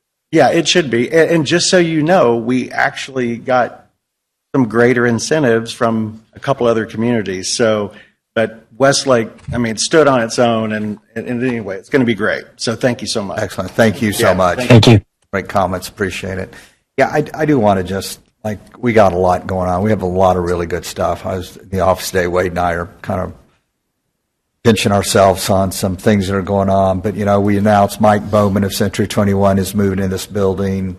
Pluralsight, obviously, is joining the family. We have another company that's getting ready to move in. The work that council's doing, the work that Wade, you and your staff are doing, we're out there meeting people, talking to people, whether realtors, developers, builders, everybody. It is really paying off. And hopefully in the coming weeks and months, we'll have some more good news to share. But thank you to everybody. Thank you to council for making this happen. And thank you.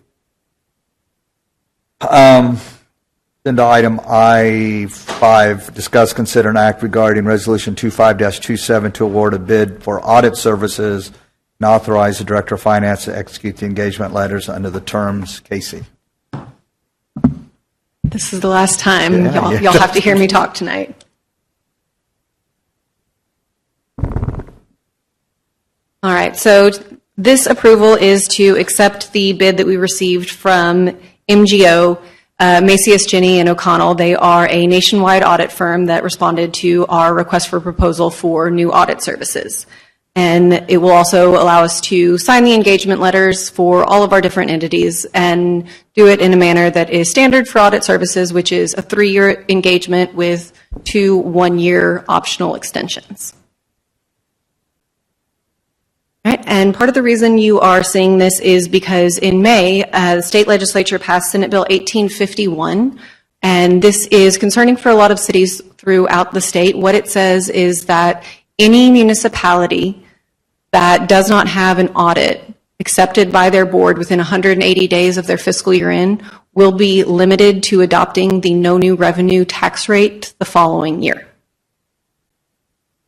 So for a lot of small cities throughout the state, that's going to be very problematic. And because we have had several delays with our current audit firm, what we did in June is go ahead and send the notice that we would not be doing any of the extensions. We'd completed our 3-year engagement with them and consider it done.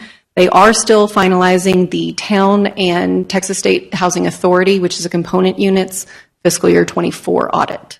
And they're doing the schools as well, the academy? They are completed with the academy. That was the one that was approved back in November.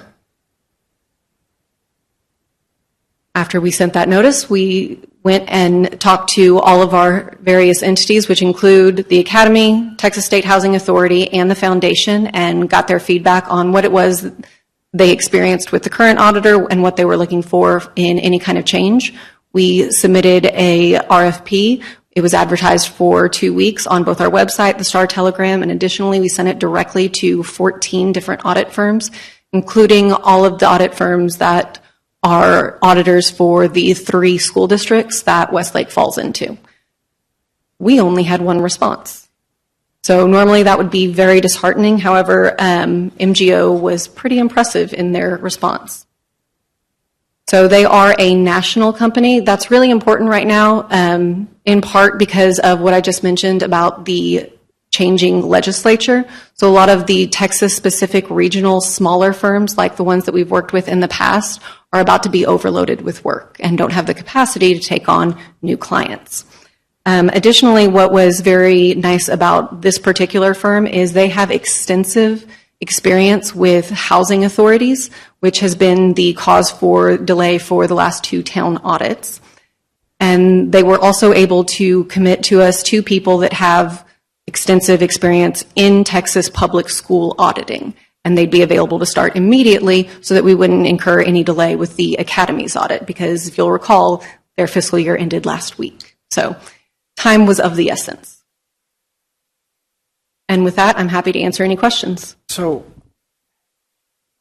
I'm concerned we only had one response, right? I mean, It was concerning. So let's just be candid, right? We've done some RFPs. We know we have some baggage on the town's behavior. That's behind us. How do I get my head around one response after everybody we went out to?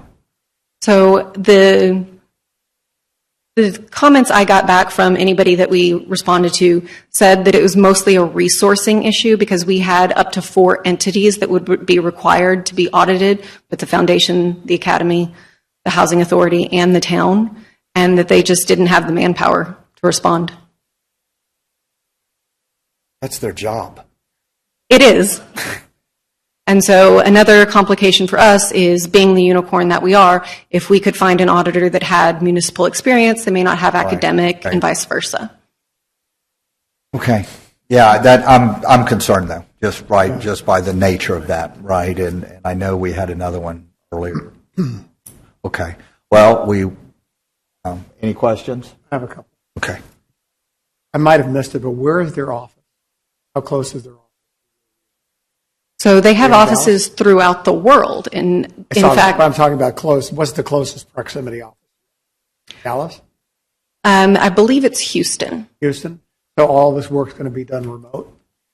We have the 2 resources that would be dedicated to us. One of them is coming to us from Lubbock and the other from Houston, and they would be on site for field work, but much of the auditing industry is remote anyway, just by nature.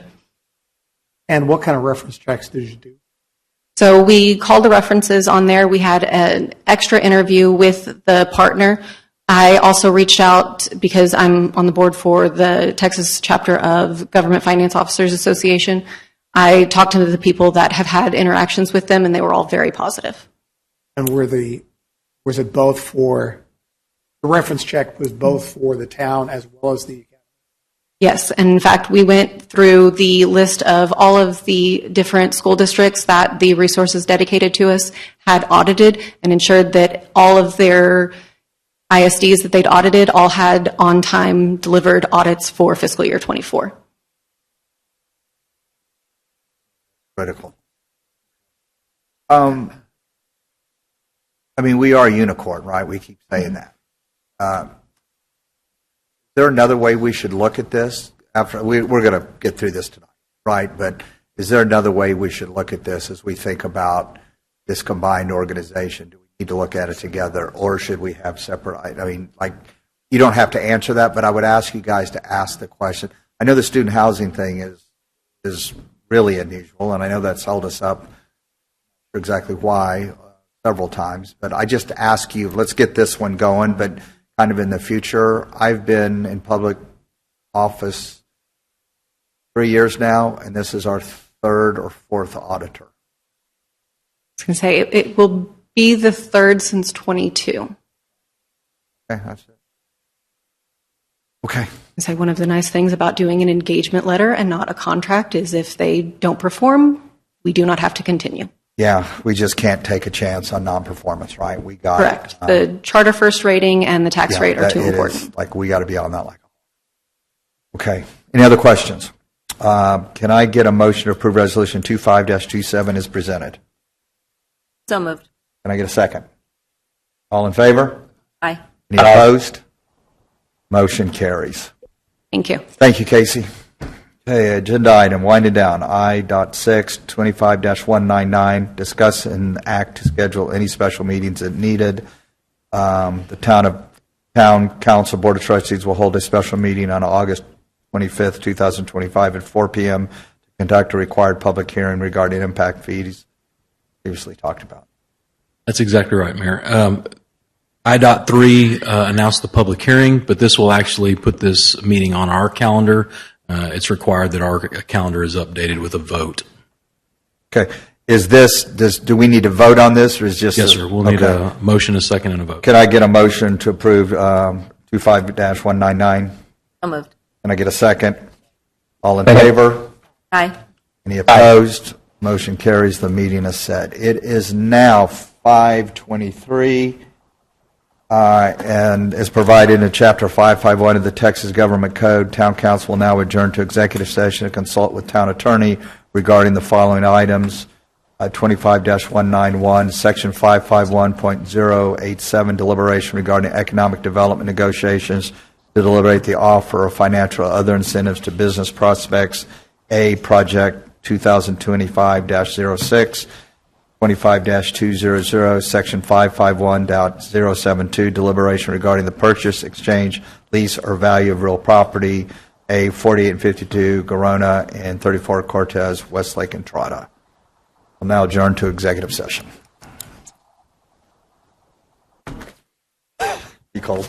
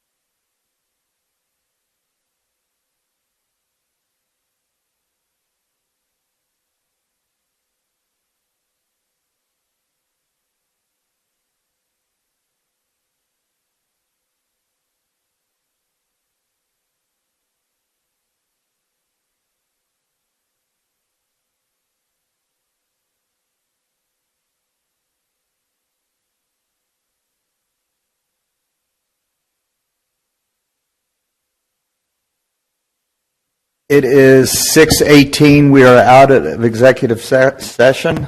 Trouble talking. Agenda item K, take any action needed from executive session? None required, Mayor. Okay, future agenda items? None from staff. Have any from council? Yeah, we're going to, I talked to our school attorney. I want the WAC Athletic Club on the agenda for us to vote for turning it over to the district attorney or attorney general, whatever's appropriate. We've got no response from the numerous certified letters we sent. I was right. Sure, make it happen. Thank you. Staff recap and council direction? Yes, sir. On the staff recap, through the work session, we've asked to make sure that all the signs that look a little dusty throughout town are getting a little faded. I apologize in advance, but thank you. That's all right. We're going to make sure that those things are replaced. Also, in the future work session, we're going to make sure that the schedule, the debt schedule, is involved and has a slide, and not just for the council packet, but we'll have a slide available for the public for that as well. Let's see. The question was asked about how long our current tax rate has been in place. We're going to find that answer and bring that back to council, and we'll include that in the next meeting as well. We talked about the debt schedule. How many units are permitted and CO'd in Entrada? That question has been asked. We're going to make sure we have that. And that's it for the council recap. Yeah, Jason, if you could help us out, I mean, kind of to Tammy's question, I'm putting out a new kind of message from the mayor, kind of an update to our residents, and there's been so much activity in Entrada. We always talk about the big ones, but there's so much residential. So how many houses are there? How many are in construction? Kind of all of that stuff, because I remember that 40% number as well, so that'd be helpful. Yes, sir. We'll get that to you. Okay, excellent. All Mayor, right. if you'd like, we can do that throughout the entire town as well. He's already got a spreadsheet that we track those numbers, so we can show you exactly how many permitted and completed buildings are in town. And I know we talked about earlier the kind of the infrastructure of the additional roads over the next 10 plus years. I mean, and I know that's changed a little bit because I was looking at some of the things we've talked about, but I just want our residents to know kind of where we are and where we're going, and all part of our strategic plan, and yes, sir, trying to follow that. So, okay, excellent. I want to thank everybody. Another great meeting. Next regular Town Council Board of Trustees meeting will be held on Tuesday, August 19th at 4 p.m. I now adjourn the regular meeting at 6:21. Thank you all.